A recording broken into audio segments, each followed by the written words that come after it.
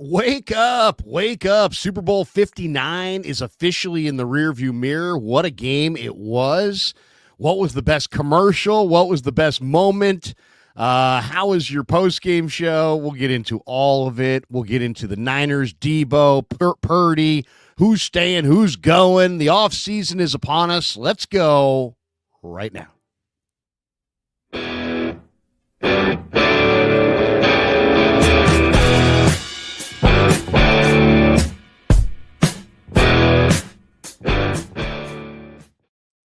Yeah, wake up, wake up. Welcome. Congratulations to Eagles fans who might be watching here today. And wow, what a Super Bowl indeed. Larry, it's officially draft season. So let's welcome everyone to that as well. Hit like and subscribe.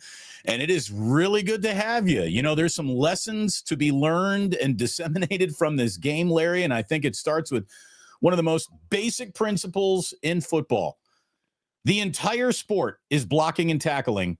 Everything else just sells tickets and gets clicks for fantasy football. Trench warfare is how the Eagles won that game by dominating the line of scrimmage. And if you're the 49ers and you're looking to take something away, you are going into this draft, you are going into free agency, you're thinking O-line and D-line before you think anything else, because that is how the Eagles won the Super Bowl in a shockingly dominant fashion. Yeah, I mean, it's so funny. I bet the Chiefs because I just convinced myself over the 2 weeks that Mahomes. But, it's funny. The first shows I did after the NFC and AFC championship game a couple weeks ago, I'm like, yep, give me the Eagles. Take the Eagles. And I just felt like the Eagles were the better team. And then I just let myself be convinced by Super Bowl Sunday that how do you go against Chris Jones? How do you go against Reed? How do you go against Mahomes? So it wasn't a sizable wager by any stretch, but I wound up losing on Super Bowl Sunday because I just had this thing. I hate Eagles fans so much that I just wanted to root against them. I didn't want to see them be the team that upset the Chiefs and not the 49ers. And it was tough, but man, it was obvious. I'll give Chase Sr. credit. He tweeted out on Saturday a very simple, basic, the Eagles will win Super Bowl 59, and I haven't talked to him about why he reached that final conclusion the day before the game, but he was right, and you're right. The Eagles absolutely were the better team on the line of scrimmage. Larry, the Eagles. Let's not bury the lead here. Did you see what Chase did last night? Did you watch any of his live broadcast, his watch party? I was doing my own live. No, what did he do? So you did postgame. Did you do a live watch party? Oh, no. I never do a live watch party, but I did a postgame. And in my postgame, there's this new thing that YouTube does where you can put a goal up there for Superchats. Yes, I've used that. Have you? And so Kev said the highest number is 50, I think. So he put down for 50 Superchats, I will chug a beer on the postgame show. So we were most of the way through, maybe an hour in, let's say, and we only had like about 20 super chats. So Kev's like, it doesn't look like we're gonna get to 50. We were gonna have my dad chug a beer. All of a sudden, people start sending chug. Oh. Here's $1 chug. Here's $1 chug. Here's $2 chug. And we got to 50. I chugged the beer, and then the people were like, "We want a second beer." So we made it at 80, and when we got to 80, I chugged a second beer. We wound up getting like 95 super chats. So it's actually might be kind of an effective tool. I might want to use it next year. Larry, I'm not a drinker per se in the post game, but maybe I am. Maybe from now on I am.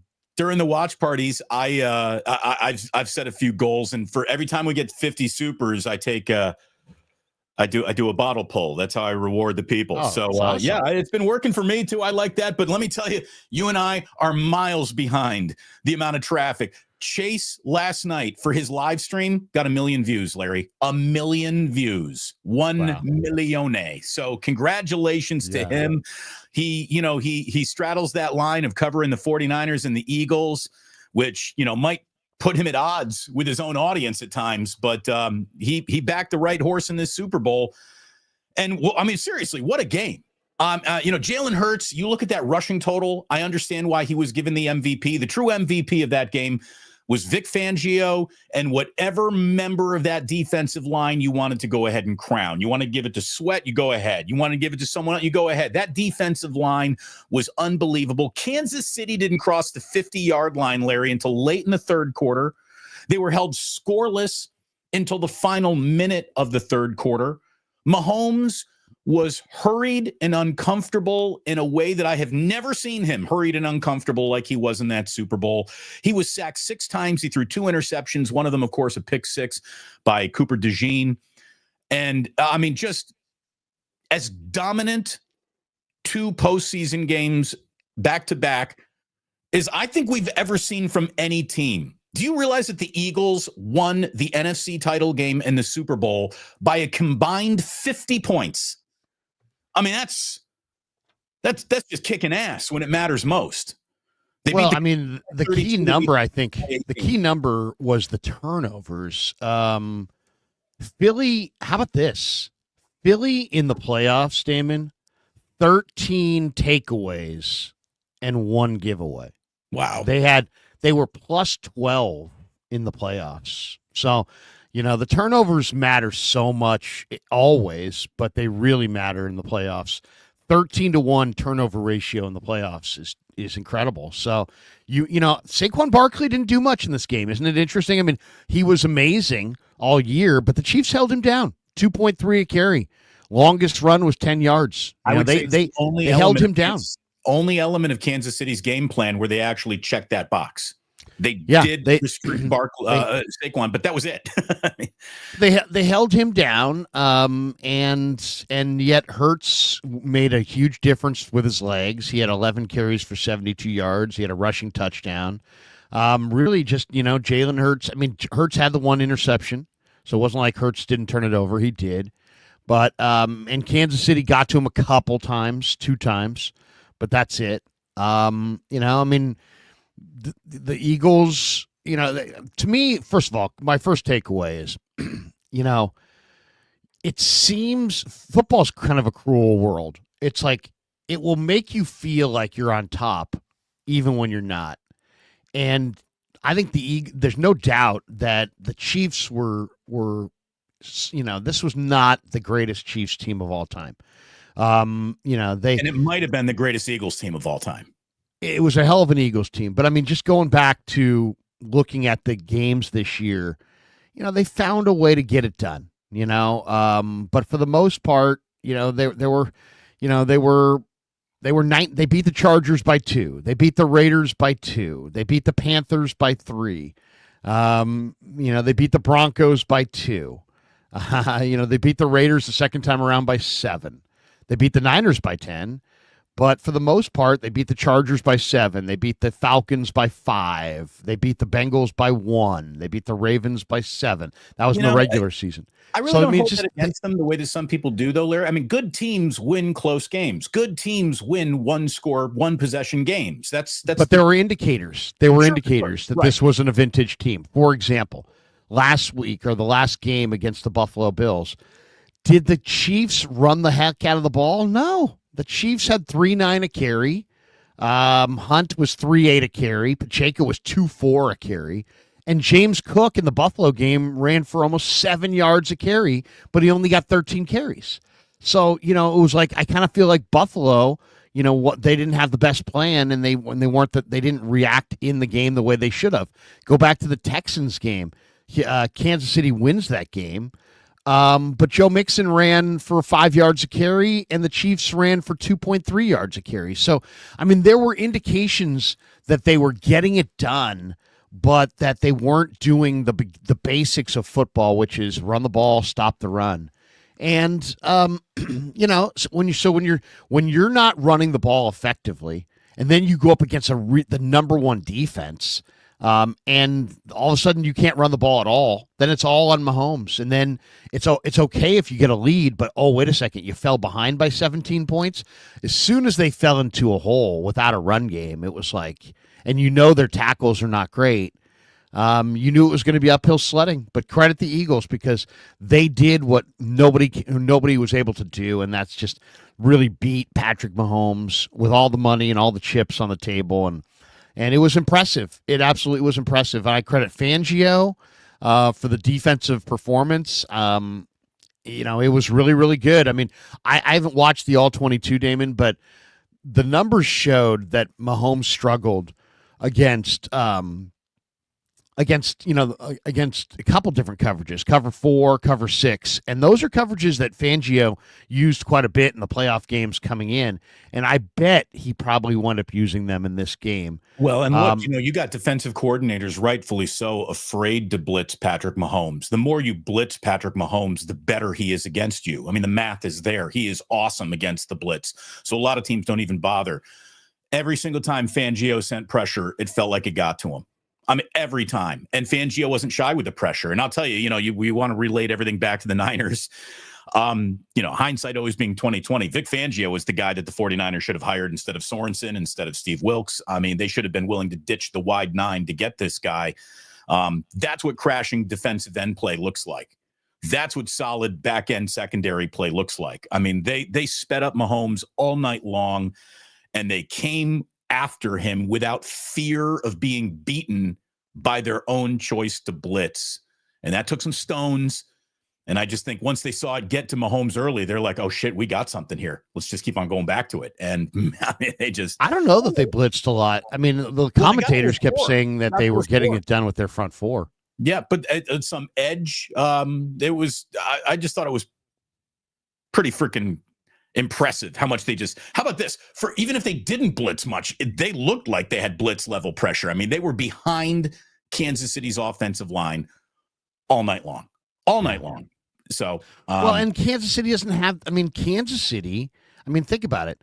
Kansas City offensively, what do they have? You got Xavier Worthy, who's got a ton of speed. He had a great game. You have Kelsey, who's really old. You have Hopkins, who's really old. You have Juju Smith-Schuster, who's past his prime. You have Hollywood Brown, who's never very dependable. So they just, it's like, the Chiefs, when they're going good and winning all these games, man, they've got it all. But when you really look closer, man, they didn't have – Pacheco was hurt this year. He wasn't the same Pacheco as he's been in the past. And then you've got older Kareem Hunt. You didn't have much of a run game. And, you don't really have a lot of, awesome weapons. I mean, Hopkins has got a name. Juju's got a name. Hollywood Brown's got a name. But these guys haven't done a whole lot this year. And, Kelsey is what? Kelsey's in his mid-30s. Kelsey's 35, so he might be at the very end. He might be, close to retiring. He caught 97 balls this year, but he might be close to the end. My point is they leaned an awful lot on Kelsey, and they leaned an awful lot on Mahomes. Pre-game outfits say an awful lot about where your mind is in your career, and Travis Kelsey walked into that like he wanted to be pictured on a red carpet. I don't know, too much time around a pop star girlfriend or something, but yeah, Travis Kelsey, like as soon as I saw him walking into the locker room, I'm like, all right, that's kind of a douchebag outfit. I don't know. First of all, when you have a well choreographed outfit, right there, you're already kind of a loser. As far as I'm concerned, you got. I don't care what your choreographed outfit is, but I mean, seriously, throw on a t-shirt. You're going to be changing anyway. I don't know. Some of these guys, some guys are really dapper and they show up wearing, suits and this and that. I think I would show up in just like, shorts and a t-shirt and maybe bring a suit so I can look sharp in the post game or something. From the Buffalo Bills who dressed like a animal, the Muppet, when he's walking into the Bills playoff game. But look, I mean, no matter what you wore, you certainly got undressed during the Super Bowl, and that was again, Larry, Eagles winning the game, sure. I picked the Chiefs, but Eagles winning the game, sure. I totally wrapped my mind around it like that. I didn't see that coming. I didn't quite see that one coming. And I think one of the lessons is how absolutely hard this all is. And I'm not looking to try to drum up a little grace for Brock Purdy. But look, if Patrick Mahomes, who I think we all agree is the most state-of-the-art quarterback on the assembly line, okay? Like if Patrick Mahomes can show up with his coach who has climbed the mountaintop seen the view, won Super Bowls, had his magical 2-week advantage to prepare, which always benefits Andy Reid. If everything can go wrong for the Chiefs when the lights are shining the brightest, I mean, it can happen to anybody. This shit is hard. And if you are caught with your pants down early in a game, it can get away from you. And that's what happened to the Chiefs last night. I mean, they just got worked. I don't know if they ran what we would describe as successful plays at any point consecutively in the game. Like anytime they would take a step forward, it felt like the next play would take them a step backwards. They just could get no rhythm, nothing going. And for Andy Reid and Patrick Mahomes to be able to establish nothing in a football game, it's just really, really impressive. And look, Nick Sirianni, here's a guy that over the last few years, the way the Eagles' seasons have ended, a lot of people wanted to get rid of that guy. I think you and I had him fired once or twice on this show, Larry, talking about, I don't know if he'll ever be the guy to get the Eagles over the top, blah, blah, blah, blah, blah. Well, look at where we are now. Nick Sirianni has the 5th highest winning percentage in NFL history and has been to 2 Super Bowls in the last 4 years. His general manager, Howie Roseman, probably has stamped his entry into the Hall of Fame here, Larry. Howie Roseman is the best general manager in football. He's built 2 title teams with 2 different quarterbacks and 2 different head coaches. Do you know the Howie Roseman story? It's pretty amazing. So Howie Roseman was born in Brooklyn, right? He grew up in New Jersey, and he went to Marlboro High School. When he was in high school, he had a dream of working in the NFL. He sent a letter to every NFL team expressing interest in a job, right? And, I don't think any of them wrote him back or anything. So then he goes to college. He goes to the University of Florida, gets his degree. Then he goes to Fordham Law School, gets his law degree, and keeps applying to the NFL. Eventually, Mike Tannenbaum, who was at that point the pro personnel director for the Jets, interviewed him for a player personnel intern position in 1999 and didn't give him the job. So now he's interviewed with Tannenbaum. He doesn't get the job, but he's a lawyer. And the Eagles hired him as an intern. I mean, this is a guy who's got a law degree, and he gets hired on in 2000 as an intern to work on salary cap issues.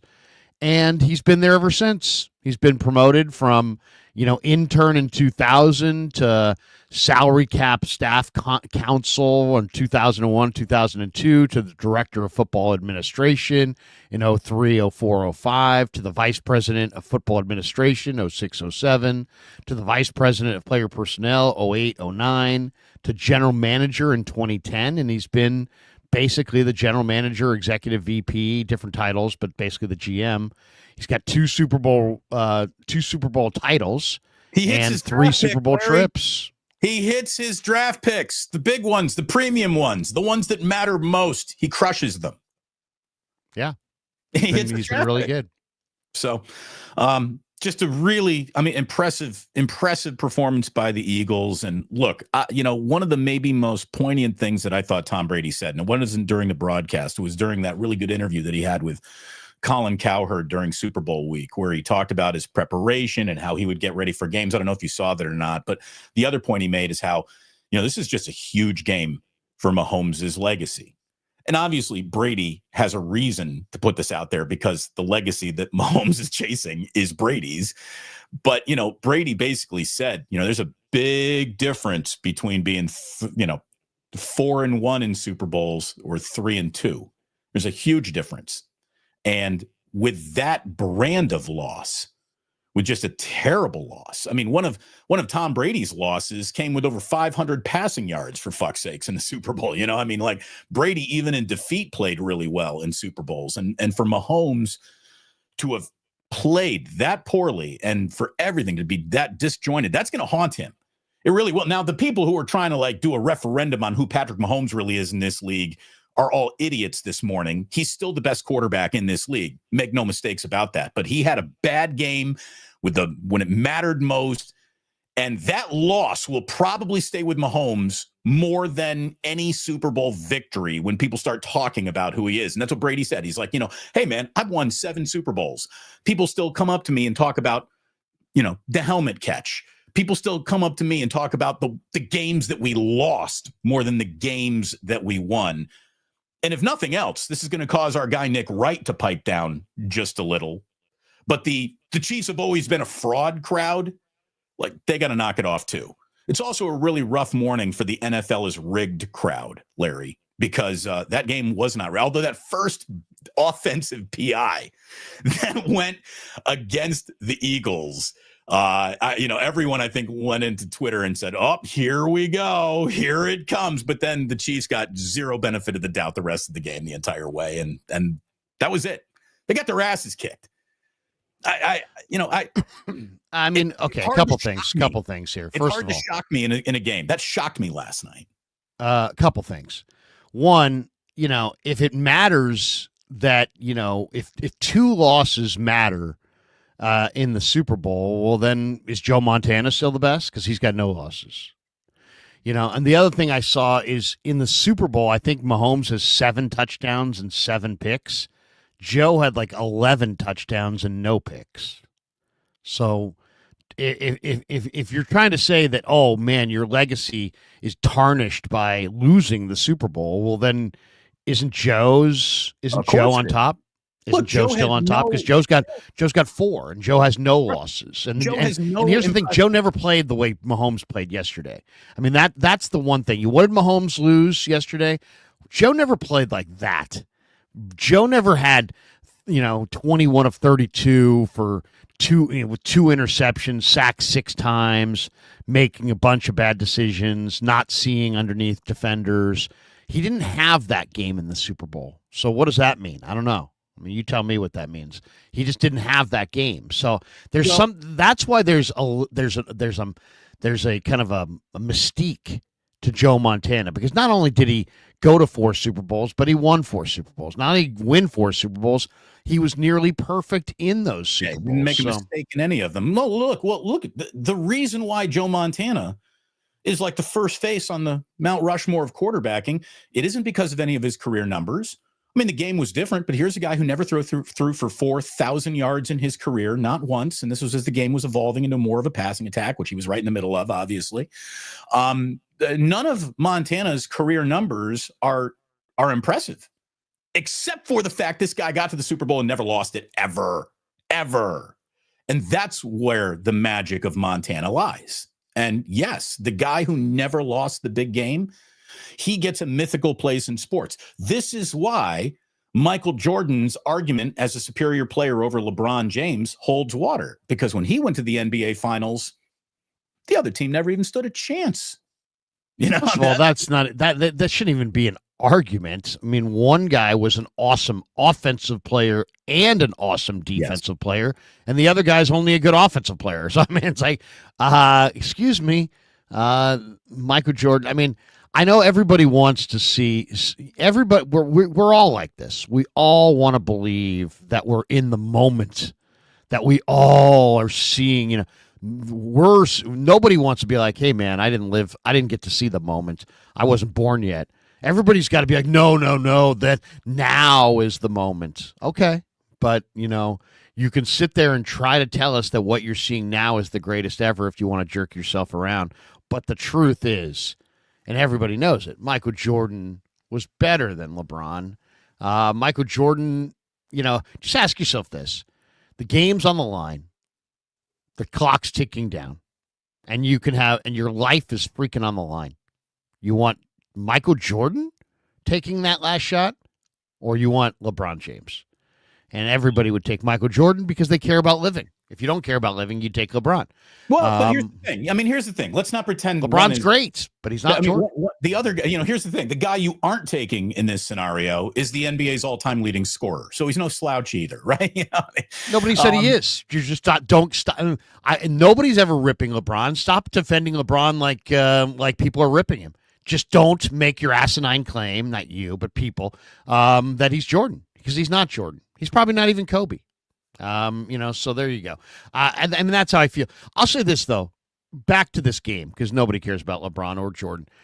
The one thing that the 49ers absolutely have to take away is it's okay to run the ball 67% of the time, because that's what the Eagles did yesterday. They dominated the time of possession. They dominated the plays. The Eagles ran way, way more plays and had the ball for 36 plus minutes. The Eagles ran 70 plays. The Chiefs ran 49. Okay. The Eagles held the ball for 37 minutes. The Chiefs held the ball for 23 minutes. They had like 23 yards at halftime. But my point is that when was the last time? In fact, I may ask this, has it ever happened? Has Kyle Shanahan ever run the ball 67% of the time in any game ever since he's been a head coach? Yeah, the NFC I can't title recall. game where the NFC title game where Raheem Mostert went bonkers, right? And Jimmy they ran 67% of the time in that game. I don't know if the number 67%, but that was I think Jimmy threw the ball 8 times in that game or whatever it was. It was a small number. I mean, it was an awful lot of running that afternoon. I remember that. And guess what happens? I would say this: when you run the ball 67% of the time, you always win. I mean, you always win. I mean, that's always win. You can't run the ball 67% of the time unless the situation favors that. So right. But the point is, run the ball. My God. I mean, run the ball. Run the ball. I mean, Philadelphia had Saquon Barkley. Did he run effectively in this game? No. But did it stop them from running? No. No, it did not. Run the ball. Run the ball. I mean, and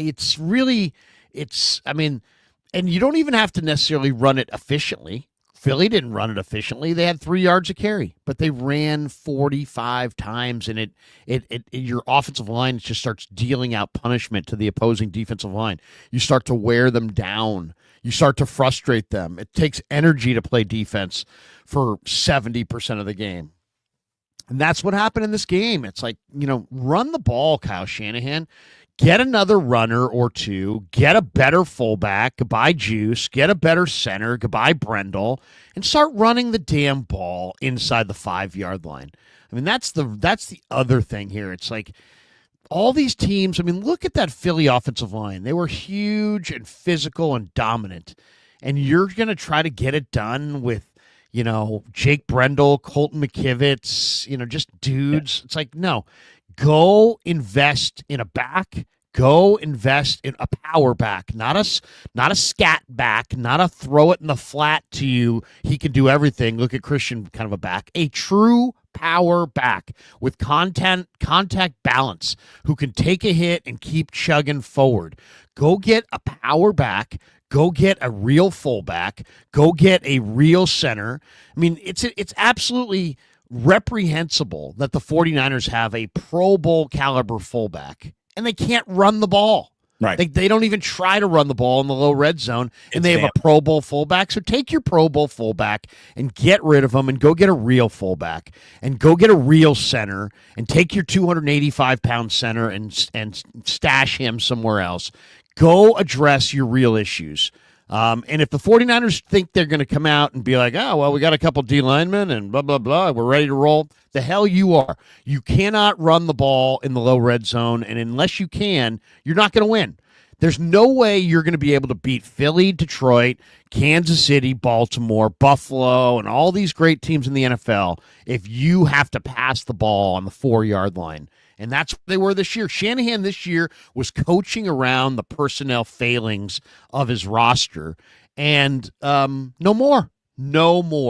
Upgrade your roster, upgrade your O-line, upgrade your interior, upgrade your fullback, and run the ball. Run the ball. To be honest here, it might be time to upgrade the GM. I like John Lynch. I really do. But, John Lynch and Howie Roseman don't even live in the same universe. And you look at, so it's congratulations, everybody. It's midnight on free agency. You can be on somebody's doorstep. What doorstep are the 49ers standing on? It better be Drew Dahlman. It better be Drew Dalman. Go get the center from the Atlanta Falcons, who's a 27-year-old road grading, run blocking, zone scheme blocking expert. Go get him. He's going to be the highest priced center on the open market. I don't give a fuck. Go get him. You need him more than I think anybody else in free agency. Address this offense. I don't know if I agree with that, because I mean the bottom line is, shortcuts. Those are free agency is about shortcuts. No more shortcuts. Go draft your center. Go get a great center. I mean, it's a good draft for centers. Go find one. Go draft one. I mean, build your team. You don't. This whole idea of the free agency. Signing the right guy is a good idea. This is the right guy, I think. I don't. I mean, it's not that I don't like him or he's fine, but he's going to be franchised. I think you're not going to, there's no chance he's going to come here. He's going to be franchise tagged. They got a lot of money into the cap. He's one of the highest graded centers. I think they franchise him. So I don't know that he's going to be on the market. So I don't know if I'd be all in on Drew Dalman, but it doesn't matter. The name doesn't matter. All that matters is go get a good center. There's a bunch of good centers in the draft. Go get one. And go and stop investing in these tiny little linemen. It's like the Warriors and they're trading for Schroeder and all these micro lineups. It's like, hey, the rest of the league's gotten big. Did you see how big Philly's line was? They pushed Kansas City around. Chris Jones had, who was absolutely wrecking shop against the 49ers. Was his name even called? I don't even think I heard Chris Jones. They totally neutralized Chris Jones. How? Well, because they've got a monster. Landon Dickerson's 330. Cam Jurgens is 310. He's a first-round pick or a second-round pick. Jake Brendel's 285, and he's a street free agent. Dude, it's like the Eagles go get some big-time players. 6'6", 330 across the line, like the average. Yeah, Mailata is 6'8", 350 or something like that. I mean, he's incredible. And Lane Johnson, and they signed Mekhi Becton. I mean, that's I'll give Howie Roseman credit. If you said the name Mekhi Becton last year in free agents, people bust. He's a bust. He's a tackle, first-round bust of the Jets. He's overweight. He's a bust, blah, blah, blah. Well, guess what? Howie Roseman's smarter than you.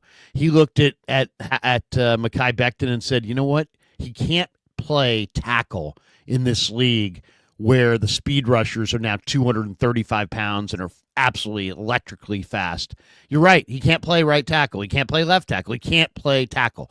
But guess what? In today's NFL, the big behemoth power body guard is absolutely in vogue. And so they slid him to right guard, put him next to Lane Johnson, and basically he finished out what was the most dominating offensive line in the sport. And it's like, go get your Mekhi Becton. They took they got him. Not only they got him for a song. They got him for nothing. Yeah. They plugged him in as a starter at right guard, and they gave themselves the most dominant right side of the offensive line of any team in pro football. So, I mean, think outside the box. You're right. Howie Roseman has GM circles around John Lynch. And it's not just a one-man gang. It's Philly's whole scouting staff. They've done a better job. They also had better picks last year. I mean, let's be honest. The Niners are picking 32. They're picking Quinyon Mitchell much, much higher. They got a very, very clean prospect. And then they got Cooper DeJean. A lot of Niner fans were like, hey, Cooper DeJean. Yeah, they got Ricky Pearsall. Right. So, I mean, drafting wide receivers and part-time. I mean, this is where the 49ers are nauseating. They invent needs where there really aren't needs, and then they spend way too much on these needs.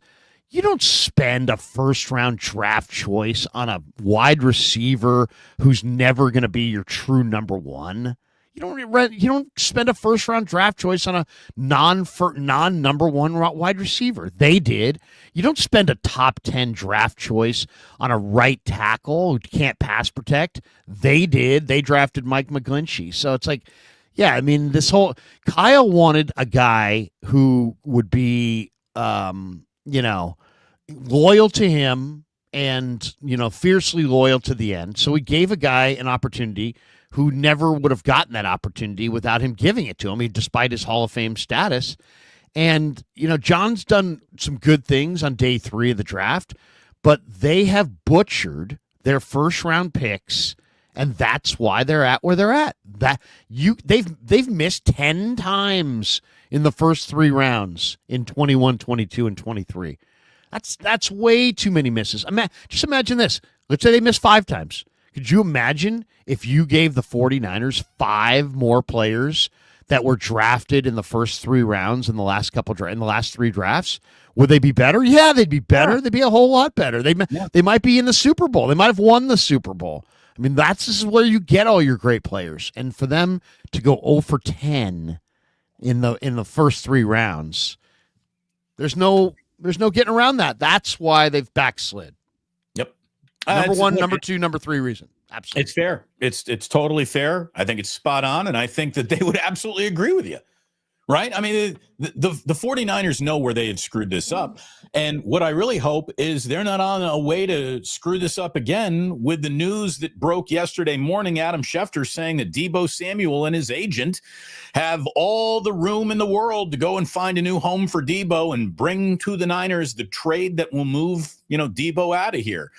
What that also means to me is that the 49ers look to move Deebo and they couldn't find anything. You don't tell a guy's agent, you go make the trade unless you've exhausted everything you think you can. And why Deebo is playing this, it's time for me to move on, I'm unhappy game, when really it should be the 49ers being the party that kind of wants to move on with a degree of unhappiness based on the way that you played. Like, it's just, I don't know, man. Like, there's a part of me that's going to always really like Deebo. I still remember the best of Deebo, but Deebo the diva, Deebo the pain in the ass, Deebo the dropping passes against the Rams. Like, yeah, you can move on from that guy. He said, what can you even get? The apex for a Deebo trade would be a 4th rounder. The apex. At what point does keeping a disgruntled Deebo to play special teams and be a gadget guy for $28 million a year mean more to the Niners than whatever compensation they could get in a trade? Awkward situation incoming right away this offseason around Deebo Samuel. Thanks a lot, Deebo. Well, I've been talking about this for a few weeks now. I've been talking about this because I could see this coming. I mean, the 49ers and their fans and the people who care about them are talking a lot about D-line, O-line, D-line, O-line, and that's great. But they also, the thing that they're not saying that we all know they believe is whatever moves you make, you better contend for a Super Bowl immediately, like as soon as we start playing again. That's how Niner fans feel. Niner fans are not suggesting things for down the road. They want to be back in the Super Bowl at Levi's next year. Okay? Before you keep going on, let me just ask you, do you think the 49ers are trying to keep a Super Bowl window open or open the next window? I think that if they're trying to keep the Super Bowl window open, they've already failed. And if agree. To me, it has to be about the next. It has to be about the opening the next window. And the window only is open when you draft good players or great players. But back to Deebo for a second. What did he do this year? He had, if you want to tell me that, like if you jumped up and down, Ayuk, people would quickly be like, yeah, he got hurt. He only played 7 games. If you jumped up and down, man, CMC, okay, yeah, he got hurt and he only played 4 games. But for Deebo Samuel, what's your excuse? We know why those guys had bad years. They got hurt. What's your excuse? You played 15 games. You caught almost the same number of touchdowns as Ricky Pearsall caught in 11 games. You caught 1 more touchdown pass than Kyle Juszczyk caught. You only had 3 touchdowns receiving, and as a runner, you averaged 3.2 yards per carry on 42 carries. You played 15 games, and you scored 1 rushing touchdown and 3 receiving touchdowns. He had 2 games over 100 yards, Larry. 2 games over 100 yards receiving. He went over 100 yards against Seattle. He went over 100 against Minnesota in the loss in week 2. That was his 8-catch performance. He had a 7-catch performance in the loss to the Dolphins. It felt like he was auditioning for Mike McDaniel at that point. But history tells us that guys that are built like this, that run like this, the run through crowd. I did the breakdown on this earlier this year.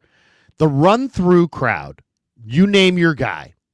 Okay, Earl Campbell, Larry Johnson, whoever the run through you guys are in history, they were all done by 29. None of these guys, outside of like John Riggins, there's really nobody who ran through you into their mid-30s. They usually have a 4 or 5 year run, and they're usually all wrapped up and done by 28, 29. And that's where Deebo is. So, Deebo's done. I mean, he might go somewhere. Now, here's the thing. Here's why he could be done and still they could get something for him. Because he is kind of a one of one. If you really like what he does, he's really one of the only guys who does it. He's kind of a gadget guy. And also, the other thing that I think might work in their favor is that everybody in football knows the talent across the league, and they know the Niners' offensive line is horseshit. So there's going to be teams that are going to be like, hey, man, you put Deebo here behind our line here in Baltimore. Or like, you know what? He was wearing that Eagles jersey. Watch him go to Philly. He's going to Philly. By the way, he wore that Eagles jersey. He's probably going to go to Philly and take less to go there. And you know what? They've got a way better offensive line than the Niners. So if you told me that he went to Philly, Damon, and had one big monster year and got a ring there, I wouldn't. That's not like what? That could never happen. That absolutely could happen. It may happen. But the Niners have to move off. You'd be stupid to give carries to Deebo instead of Saquon Barkley, right? I think Kenneth Gainwell is a better running back than Deebo can be at this point in his career behind any free agent line. Deebo is a slower wide receiver who has trouble separating. I don't know if any offensive line really helps that get overcome. So look, he's got his merits. It's going to take somebody who, you're right, likes what he does and sells him on the fact like, hey, man, we're bringing you in really not to be our X or Y, but you're going to be a wrinkle and you're going to return kickoffs and punts too. I think Deebo has to admit where he is in wide receiver hierarchy. He ain't up there. Not anymore. He's not. No, not anymore. But I mean, he the fact that his buddies, he's celebrating this Eagles Super Bowl with A.J. Brown on his Instagram story this morning. He's wearing an Eagles jersey in Super Bowl week. By the way, that's a sign that something's wrong, right? A lot of people wanted to blow that off like, oh, he's just supporting his boy. No, you don't show up to a Super Bowl when you're playing for another team wearing another country's colors. You know what I mean? That's basically what he did. Yeah, he wants out. He definitely played like he was auditioning for the Miami head coach, Mike McDaniel. I would say Miami is probably his first choice. And you know what? Who knows? Maybe there'll be some teams out there. I mean, heck, if I'm the Raiders or one of these teams, I would like to have Deebo Samuel. He's also very high profile. He's got his show with Kay Adams. A lot of people will confuse that and be like, oh, he's a star. There's a lot of really sharp personnel people, but there's also a lot of people that are like, hey, man, the Niners line's bad, and they didn't know how to utilize him, and blah, blah, blah, blah, blah, and things weren't right there, and this and that. And he'll get some offer. I mean, my guess is that the Niners get a 5th-round pick and take it. That would be my guess, that they move him for a 5th-round draft choice. Now, as far as when they can move him, you can cut him before June 1st with a June 1st designation. There's ways to get around to do this a little bit more palatably. They can have their choice if they want to, release him and get a bigger cap hit or get bigger cap savings, or trade him and have a little bit of a cap hit, but then you get back some compensation.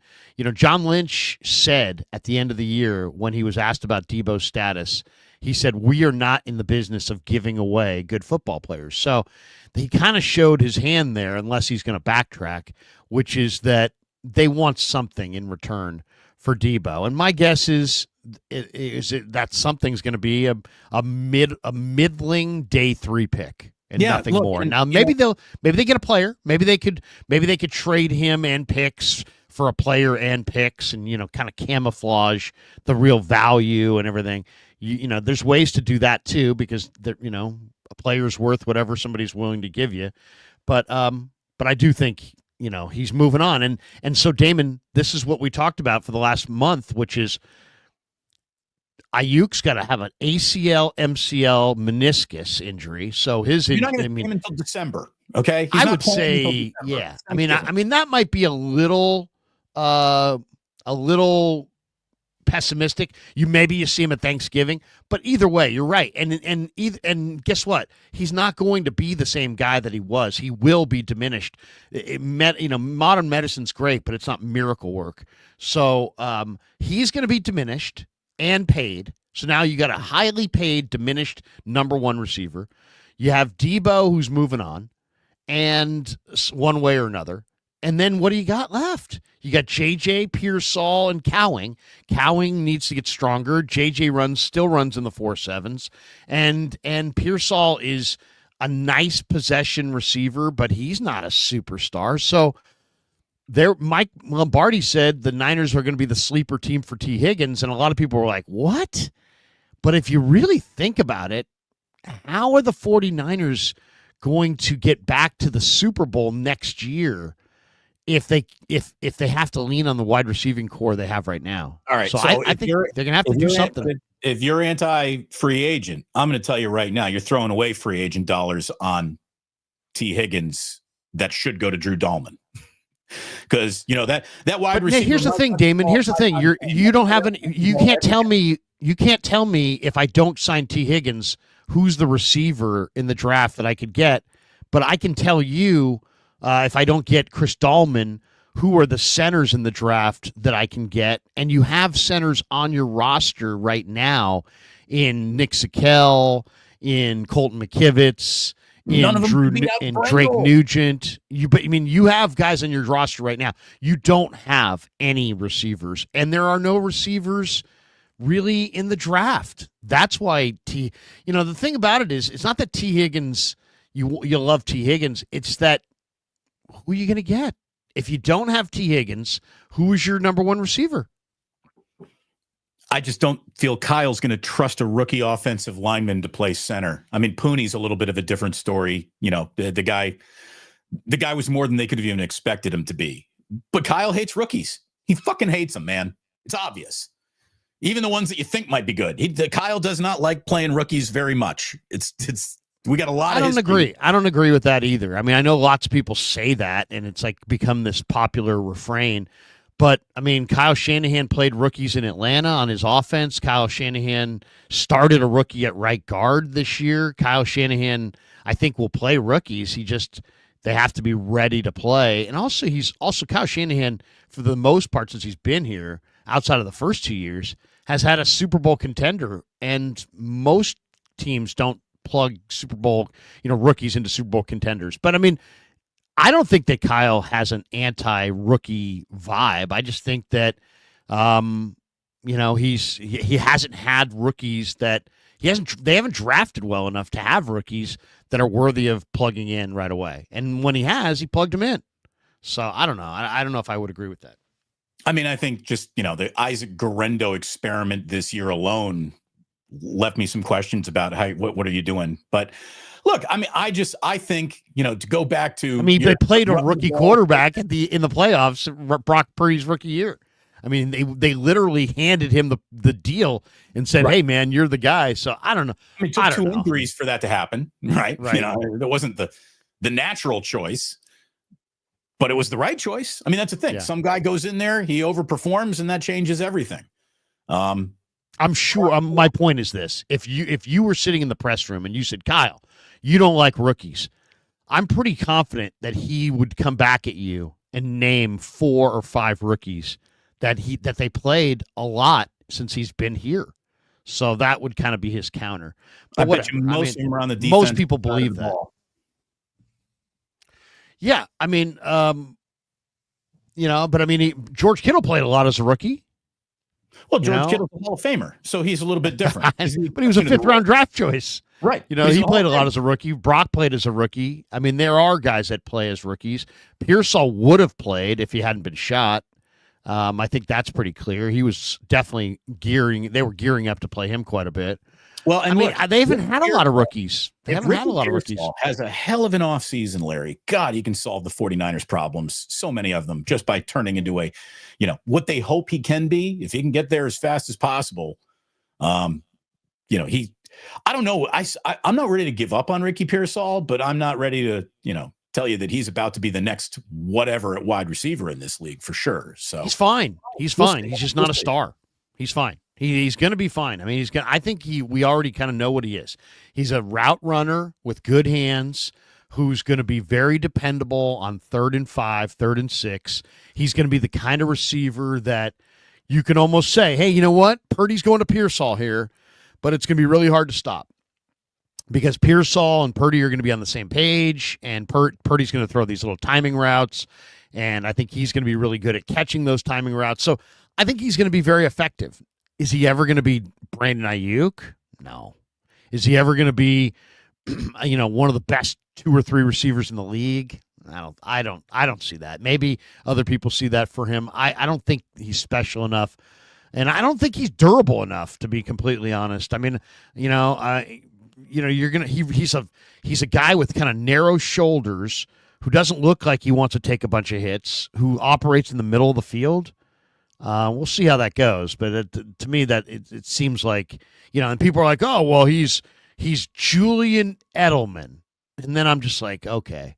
Anytime people compare, anybody to like some guy who was like super rare in his toughness, then it's like, okay, it's why is he Julian Edelman? Because he's Caucasian and he's a wide receiver. Do you have anything else other than that? Because he's not. I mean, there's only one Julian Edelman. Julian Edelman was insanely tough, and it's like, if this guy's insanely tough, then he might be a Pro Bowl, incredible receiver. But I don't get insanely tough.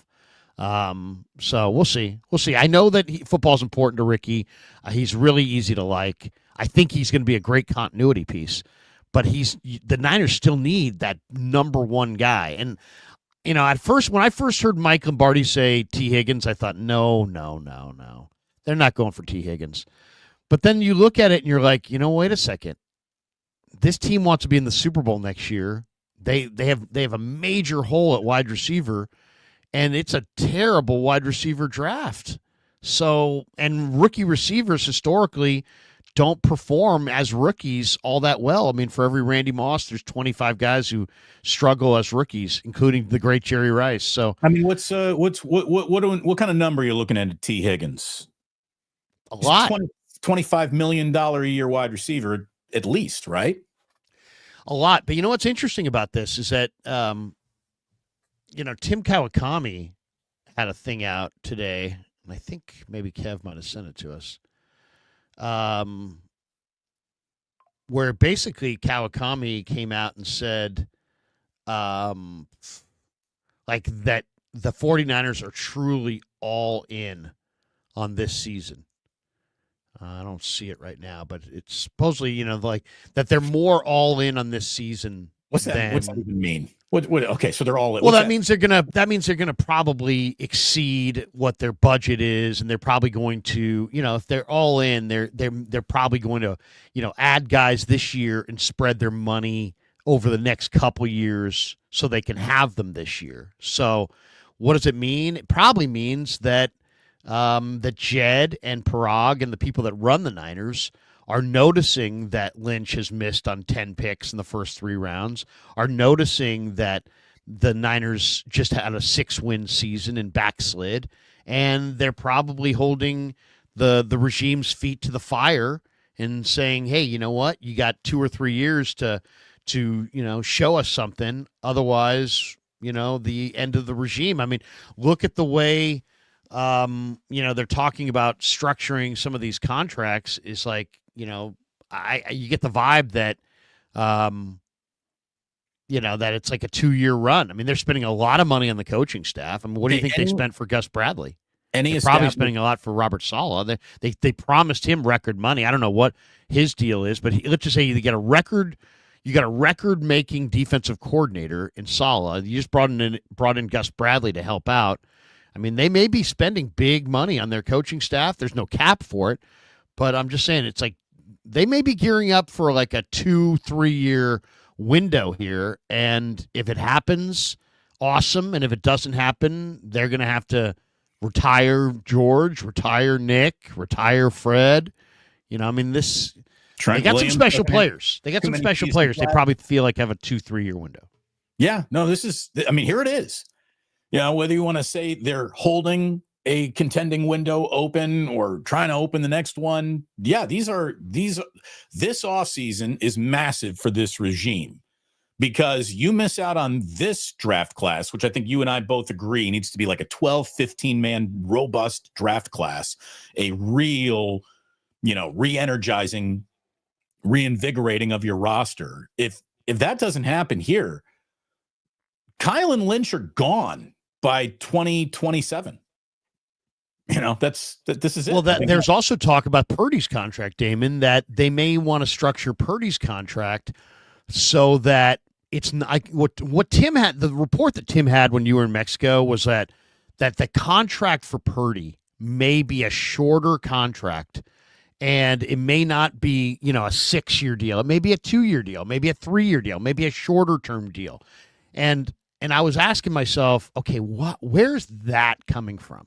And I think where it's coming from is just that there's some uncertainty about Brock, but there may also be some uncertainty about the regime.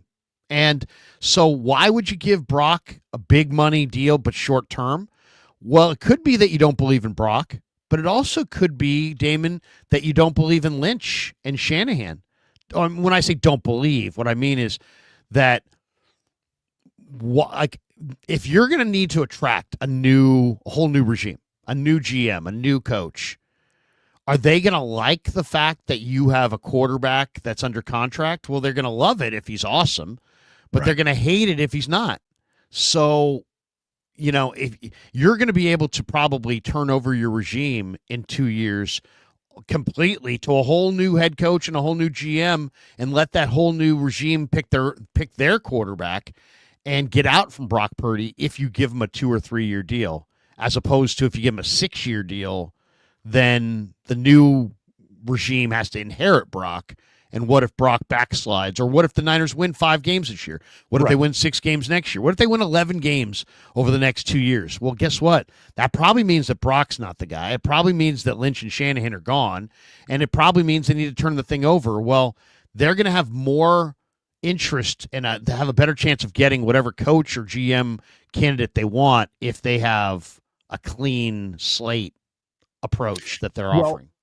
So if you're asking, they all can be tied together. How does it go wrong for the Chicago Bears in perpetuity?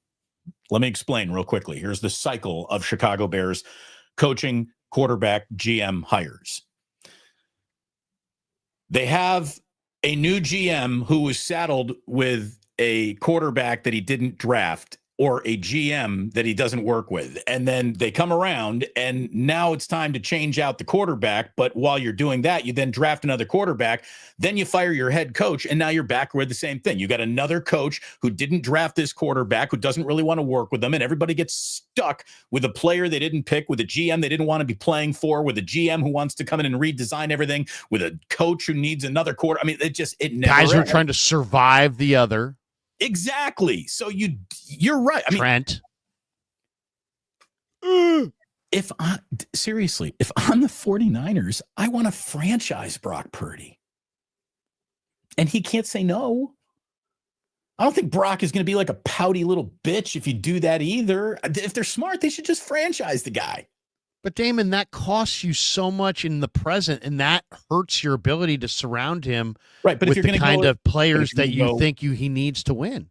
but if you're going to go a minimal deal, if you're going to go just a 3-year contract, that's all front loaded anyways. It's the equivalent of a franchise, right? True, but that year 2 and 3 spreading it out is going to allow you to spend more money on your roster. I mean, we'll see what all in means to It's them. how it's We'll structured. see what how it's it's all done. But I mean, That-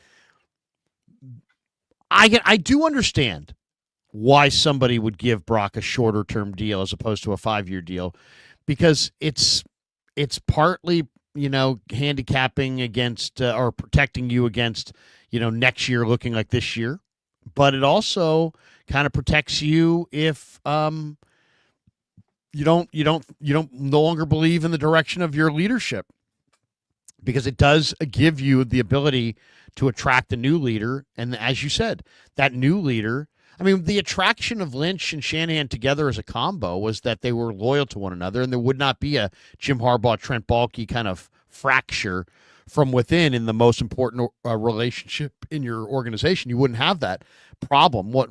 That's what you have now. You have two guys that are loyal to each other, but they now also have their quarterback. Lynch or Shanahan said, "Hey, I want Brock here as long as I'm here," and that's great. But the next head coach may not feel that way, and so maybe that's why they want Brock on a shorter term deal. I think people looked at that as like a hedge against Brock. I think it's more of a hedge against Lynch and Shanahan and the regime. I think Brock might be more established in this league than either guy at this point, right? Well, I'll say this. I asked people, are you all in on Brock on Twitter like maybe 10 days ago? And I said, hey, I led them because I said, hey, I am all in on him, but where are you? And I would say, of the people, there were a bunch of people said yes. There was a bunch of people that said no. There were a bunch of people that put their opinion of him contingent on upgrading the offensive line. And then there was a good, solid contingent of people that are like, I believe in Brock. I don't believe in Kyle. So there are people that believe that Purdy's good enough that don't believe in Shanahan. But, and how much is that impacted by the drumbeat of Niner content creators who love to rip Shanahan? I'm sure they've influenced some people. Some people are just frustrated that it's really, really hard to win Super Bowls, and the Niners haven't been able to do it. And so they're showing the same frustration that Eagles fans showed in Andy Reid when he was getting close but no cigar there. It's just, in some ways, it's like if you don't win at all, it's easier for the fans to stomach. When you do win and you get to the Super Bowl and you've got your fans all hot and bothered and they're engaged and they're excited and they're buying gear and they're traveling to road games and they're, having draft parties.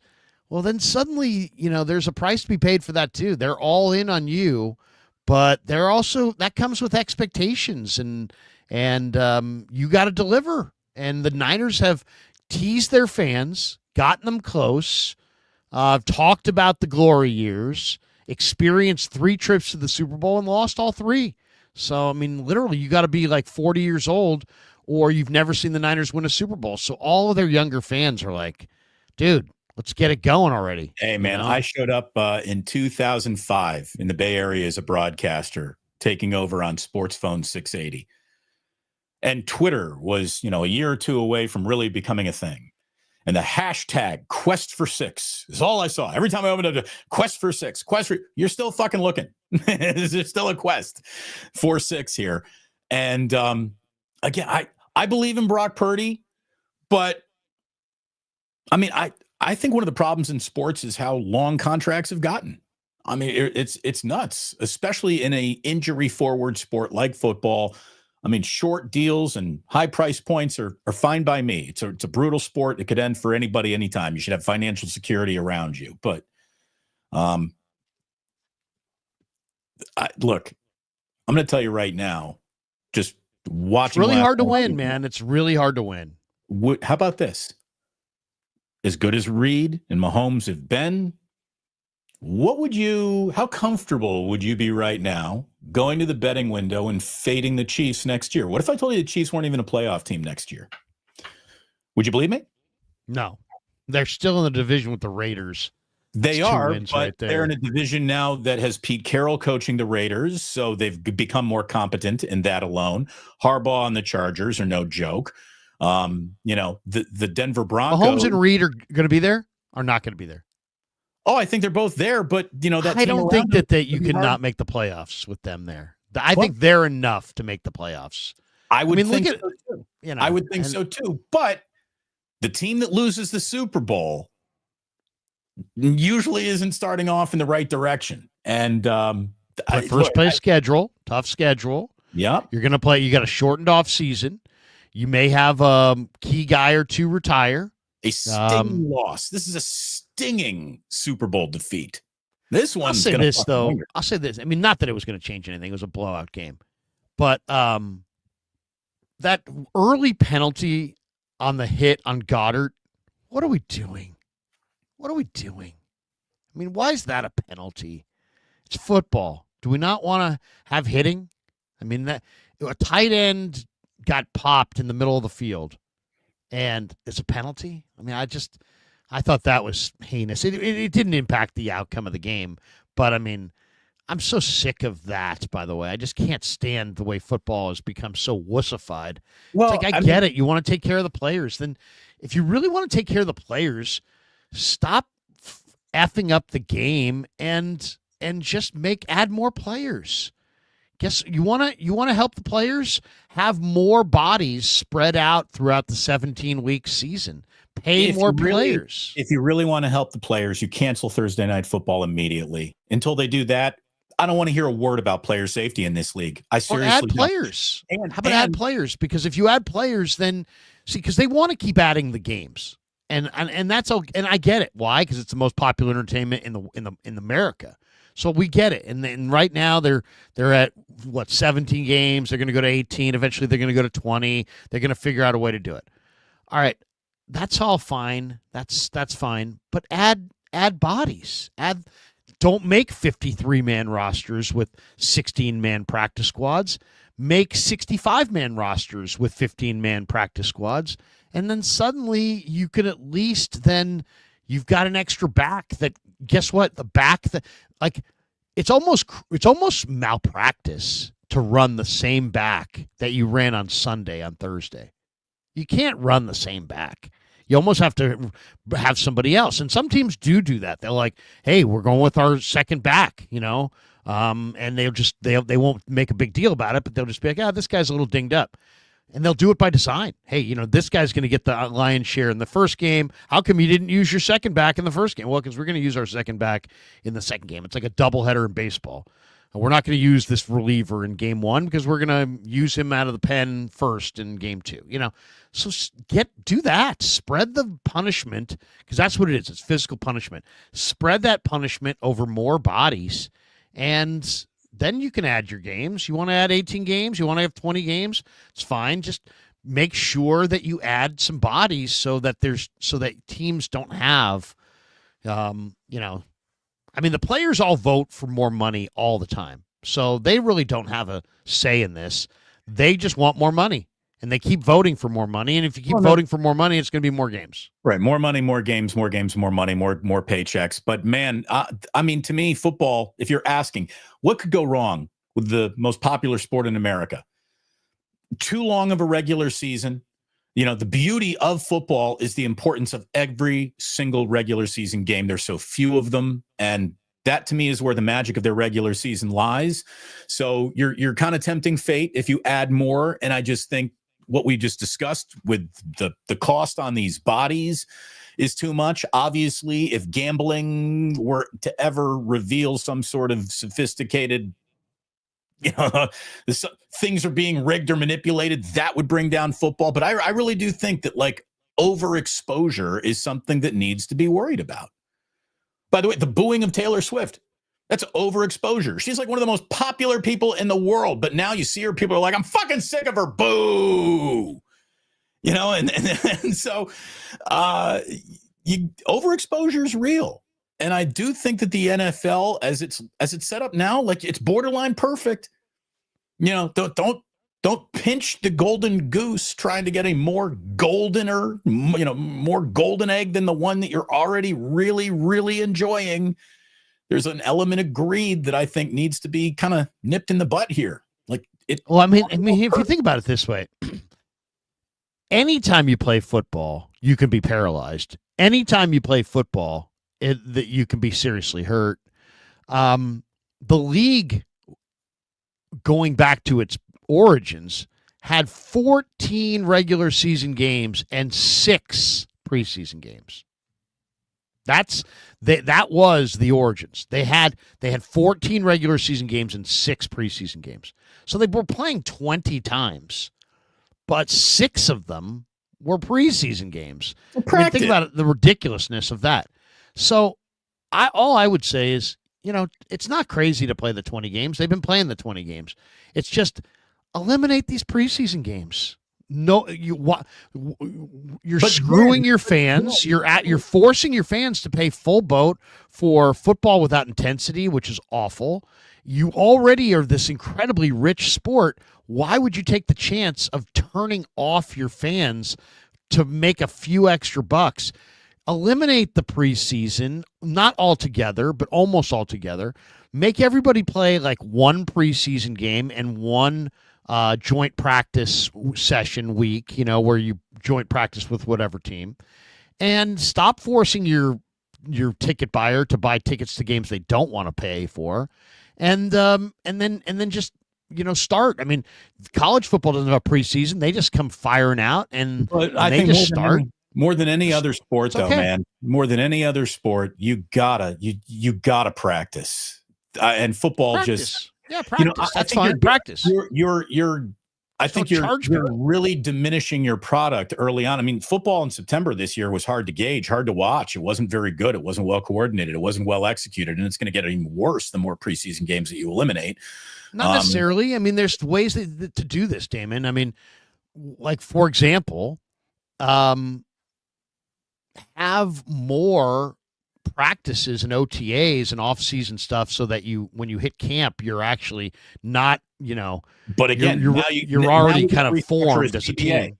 Now we got to restructure already agreed to terms across the board, and that is going to be as difficult to do with the players' union as adding games would be from an ownership standpoint, right? I mean, it's the reason why football is make them a good deal. I mean, offer them something they like. I mean, if you're trying to screw them over, they're going to fight back. But if you offer them something that is palatable and fair and equitable and reasonable, I don't see why they wouldn't go for it. I guess the point is this: you can do more mental reps and less physical reps and have a really good looking product. A lot of the reason that football is so bad is in September is that there's a handful of teams, the Rams and others, who just say, you know what, we are going to show up in week 1 with a full complement of players. And I don't care if they don't know what they're doing, and I don't care if they're raw, and I don't care if they don't know what the plays are. We are not going to play our guys in the preseason. So the Rams don't play any good players at all in the preseason, and they've done this for years. And this is their trade-off. They're like, we'll trade rust in September for a full contingent of our money making it to the field by week 1, as opposed to, you know what, our team's sharp, but we lost 2 guys to injuries along the way. And that happens to a bunch of teams. So that's their approach. And if I were the NFL, I'd be like, hey, look, let's up the number of OTAs. Let's cut a preseason game out, but let's grow the offseason program by 2 weeks, and that will be our trade. We'll show up in camp with guys who are more ready to run our system than ever before, and then we won't make them play a preseason game that is going to be only, moderately attended, and all the season ticket holders are giving away their tickets.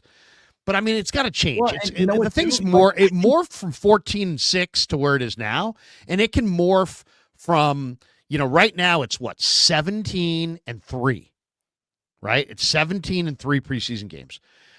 up that to 18-2, eventually up that to 20-0, or 20-1, something like that, or 19-1, something like that.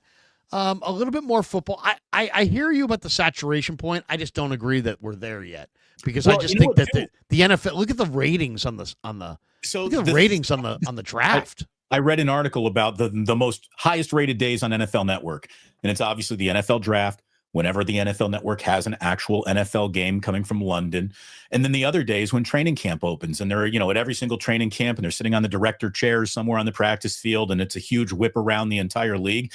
I can't believe that the NFL hasn't figured out a way to actually capitalize on televised practices. Well, no coach wants his practice televised. Well, fuck you guys. We're trying to make money. Come up with new plays for your game. And, I think that you could sell a TV show based around, here's a joint practice. Would you like to watch Kyle work goal line situations for the next 20 minutes? Yes, I would. I would watch that. I would watch the shit out of that. So they haven't even gotten close to their real money making potential. I mean, all these secondary football leagues never work. They would all work immediately if you just change the branding. Yep. If you just put Bears uniforms and Niner uniforms, do you know how hardcore the football fan is? That commercial that yesterday was like, and the Panther runs, and it was a big commercial for the UFL. Well, the commercial was cool. It's just that the UFL isn't. And the UFL is not cool because it's not that the players are so awful. It's just that there's no real tie to anything. So if you tied all the teams to a minor league system and just use the NFL branding, there's enough money to be made in springtime football. I mean, you can feel it. I can feel it. Baseball is dangling by a thread. March, baseball loses to the tournament. April, they lose to the draft. May, they lose to the NBA playoffs. June, they lose to the NBA finals. July, they own for a couple weeks, but then they lose out to training camp. Right. August, they lose out to the preseason. September, they lose out to college football.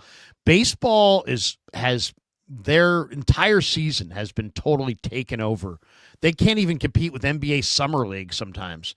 And all you got to do is make sure that you have a product, that a good spring football product with the right branding would destroy baseball. Destroy it. People would watch guys who have a 2% chance of making the Eagles, a 3% chance of making the Ravens, and they would watch that over the Nationals playing the Orioles. They absolutely would. They absolutely would.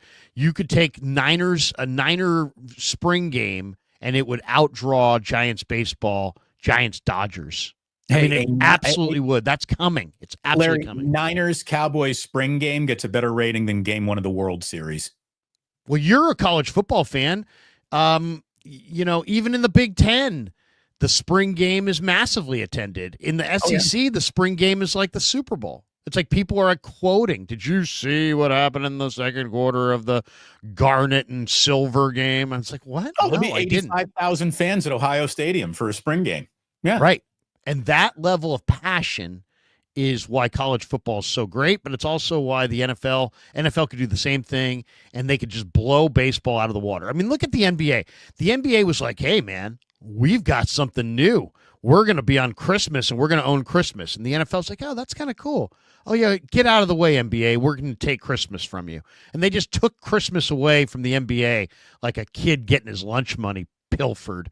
Like, get lost, NBA. And now the NBA ratings on Christmas suck, and the NFL owns Christmas Day. So it's the same kind of thing. Baseball is only alive because football allows it to stay alive. If football wanted to sweep the leg on MLB and just say, Rob Manfred, here's your hunk of metal, goodbye, where you're going down, they could literally make the spring games between the Niners and Raiders and Chargers and Broncos, and everybody would watch, even if there was only a loose affiliation. People would watch because they look how many people are wearing jerseys at these games. They're all in on their teams. Larry, did We you see it. see, You and I see it right now on our YouTube channels. Yeah. I mean, my post game show for a Super Bowl that didn't include the Niners got over 20,000 views last night. Why? Because it's football. People love football. It's big.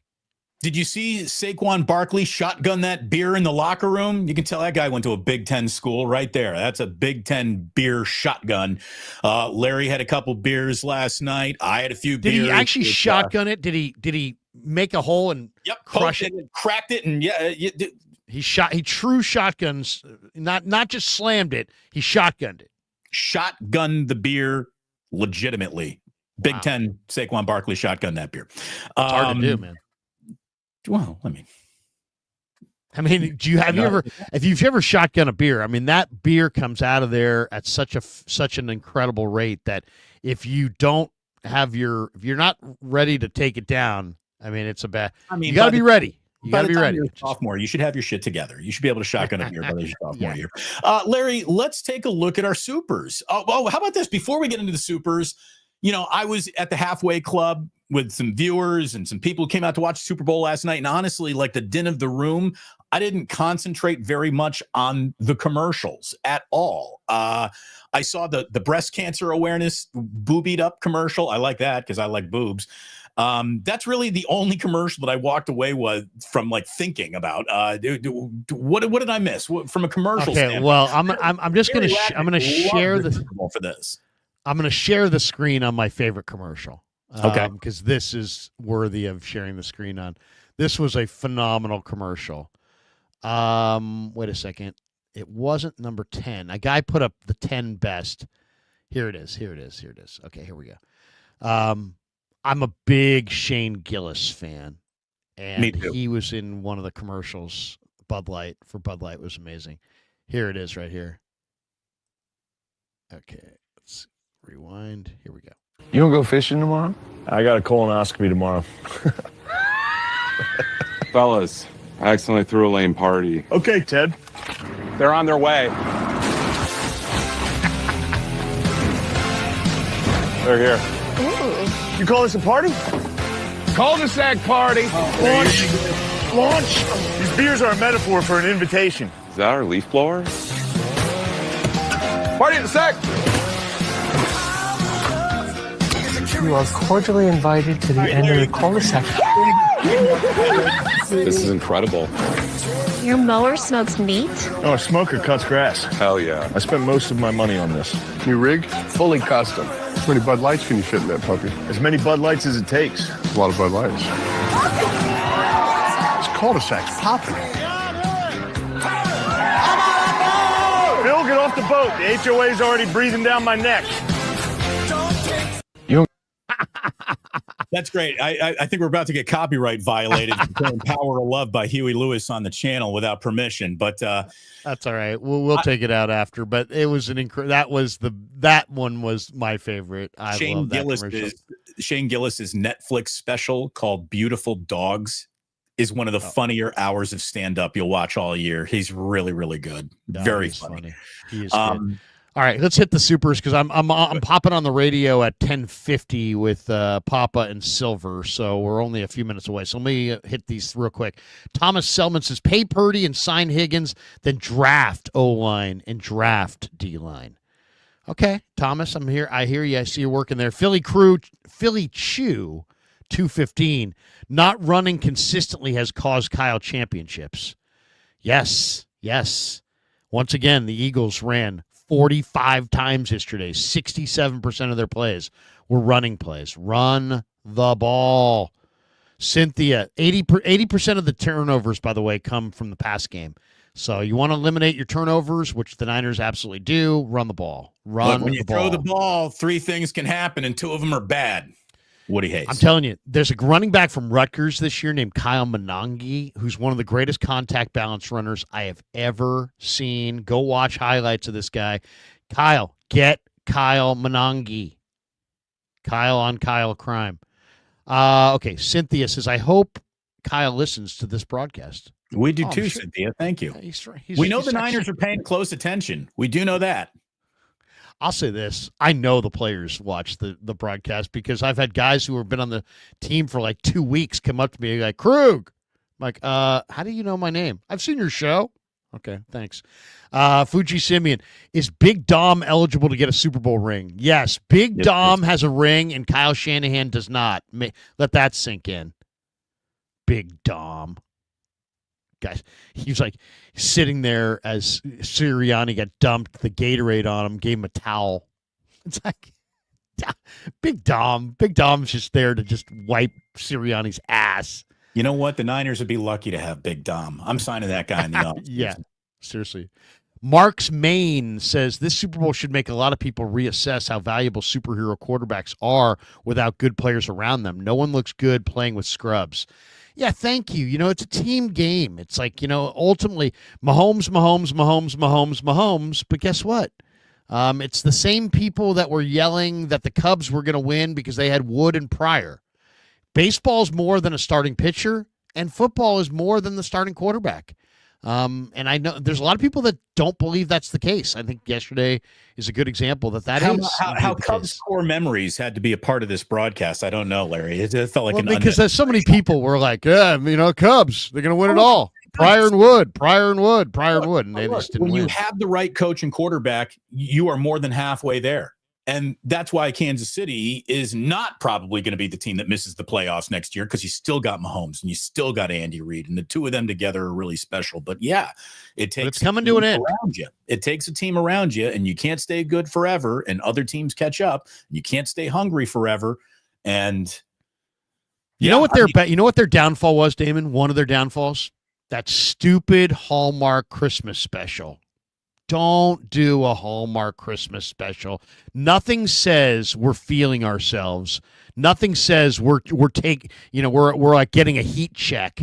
Like, let's throw Travis Kelce's mom in a Chiefs Hallmark Channel Christmas special. I have no idea what you're even talking about. The Chiefs had their own Hallmark Channel Christmas special about being a Chiefs fan. And it was about a Chiefs, a guy who falls in love with a girl who's part of some crazy Chiefs fan.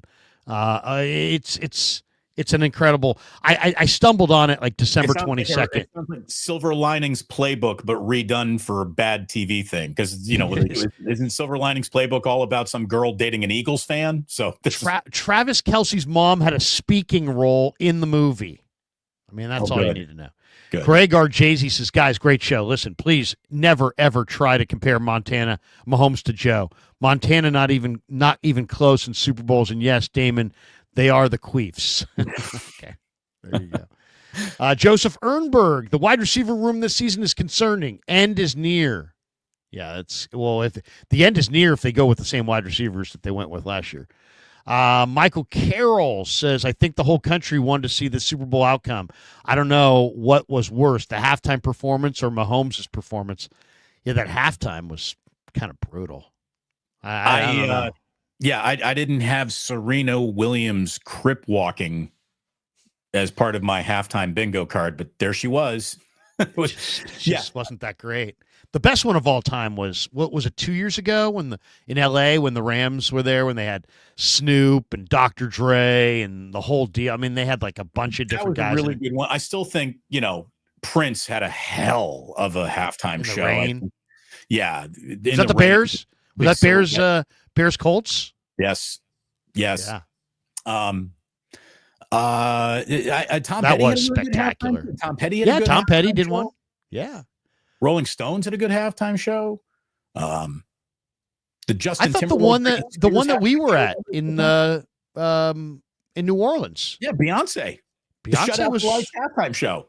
She was pretty damn good. The thing that's most impressive about that is the stage construction and deconstruction, and how they bring in an entire set in under 18 minutes, and it's gone by the time the players return. It is an undertaking. I didn't think Kendrick was as bad as everyone says. I also think that it's time to stop selling him as the voice of his generation. I mean, here's the thing. If there's one thing that I do know about Kendrick Lamar, he is good. He is talented. He raps like a typewriter. He's got a very staccato, syncopated style, which makes him unique. But he needs Drake desperately. Like, I mean, all of his big songs are about shitting on, dissing Drake. That's it. Like The Humble's a good song that happened before the Drake thing started. But in a weird way, Drake is a little bit of a winner last night because everybody's saying that Kendrick wasn't as good as everyone thought. I don't know. I didn't mind it. I didn't think it was great either. It just was. I wish they would just, instead of trying to get some superstar, it's always made for TV. Why not just get some of the best halftime acts that there are in the country and just have them all together? Like, like the girl who stands on chairs and bounces plates, and the dogs that leap in the air for Red Panda kicking rice bowls on her head on a unicycle. Yeah, I mean that was pretty sweet. Or how about the dogs? Just like those aerial dogs that just go and pick the the frisbee out of the air. I mean, we can't just have dogs and frisbees. It's got to be something. What I want is something with more local flair. I mean, go and get me the Preservation Hall Jazz Band. Go get me Trombone Shorty. Yeah, give me something New Orleans. Yeah, that's New Orleans legends. That's what I want. This is why Metallica needs to play the next Super Bowl. The 49ers and the Super Bowl committee screwed up not having Metallica play Levi's the last time the Super Bowl was at Levi's. Would they have Coldplay and Red Hot Chili Peppers and Beyonce and Bruno Mars? Like, fucking put Metallica out there for fuck's sake. Yeah. Speaking of local guys, when I went to New Orleans in 1994 for the NAB, I went to a party, and the party was catered by some, I forget, CBS Sportsline or whoever was paying for the party, and they had Harry Connick Jr. performing at the party, and he's a virtuoso, man. He's incredible. That guy, he can play the piano, he can play the violin, he can play he can play that. I mean, he can play a harmonica. The guy is amazing. The guy is absolutely amazing. And he's a New Orleans guy. I saw him, I think, at Hardly Strictly Bluegrass or something maybe it was Outside Lands, but I saw him in Golden Gate Park, and he had like a 12-person band with him. And at one point during the show, he tapped every single person playing an instrument in the band and sat down and played that instrument. Oh, the guy's amazing. He's incredible. Amazing.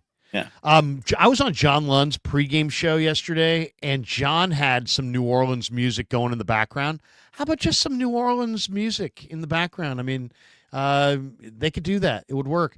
Greg Arjay says New Jersey John Taylor was built just like Deebo, but way better. By the way, did you see Jameis Winston in a video? He's playing with a jazz band, and he's playing the cowbell, and he's like just all over the place. Dude, Jameis Winston was the hero of the week. Best Super Bowl. Jameis Winston was driving people around on bikes and singing to them this week. I mean, it was amazing. Mark's Main says Niners gone from having the Avengers to only Kittle being there and ready for next season.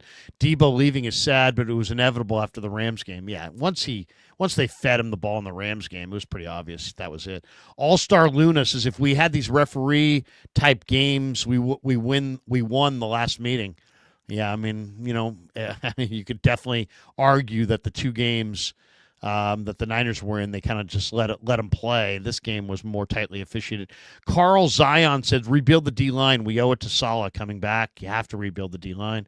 Greg Arjay says, Damon, Niners in the Super Bowl at Levi's, get Fish for halftime. Fish comes out and plays a 48-minute split open and melt. Just pisses. Where are they from? Where's Fish from? Vermont. Oh, so they'll never be. They will. I'm going to tell you no right team. Now, as one of the bigger Fish fans you'll ever meet in your life, they should never be allowed around a Super Bowl halftime. That's the wrong band. They're going to play halftime of the Catamounts game or whatever. All right, that's going to do it for us. Nice I think everybody. I think we got everybody in there. All right. Busy day today. I got a hit with KMBR coming up in 7 minutes with Greg and Greg on KMBR. I'll probably stream later today. around 4 or 5. I'm also on tonight at 6 o'clock for Niners Nightly. We're just going to talk a little bit about Purdy, Deebo, the Super Bowl, and what the Niners could take away from that Super Bowl. So we'll take nothing but phone calls tonight from 6 to 7. And then John Lund's going to join me I guess normally post Monday Night Football, but tonight, late night, not late night, but 8:30, 9 o'clock, something like that. He'll stop by for a little hit, and we'll talk about the Super Bowl and the Niners, I'm sure. So that's what I got cooking. Damon, what do you got going the rest of the day? So we got Warriors and Bucks, right? Game 2 with Jimmy Butler. That's going off at 5 o'clock. I think we're going to get the debut of Luka and the Lakers tonight. So kind of an interesting NBA night. I'll tell you also, Jillian is in Chicago all week. She's got a business trip. And Larry, she left on a red eye last night, and her plane had to be diverted to Denver because somebody on board had a psychotic break, had to be tackled and zip tied to their chair. So a very weird flight to Chicago for Jillian. So I'm on double dad duty all week long. We're going to be doing our 11 o'clock shows all week long. I got videos that I'm cooking up because it is draft season. And here we go. I mean, the build-up for the 49ers draft is as important as any game that we covered all year long. So that is where my mind is going to be. And thanks, everyone, for watching. Hit like and subscribe. Thanks to Sam's Chowder House, as always. And thanks to all of you. It was a combination of a sort of entertaining, very frustrating football season that is now officially over. I'm glad that one is behind us, and I already miss it. I can't wait till we get to the next one. Well, have a great day, everybody. Give a like and subscribe to both channels. Until next time, we're out.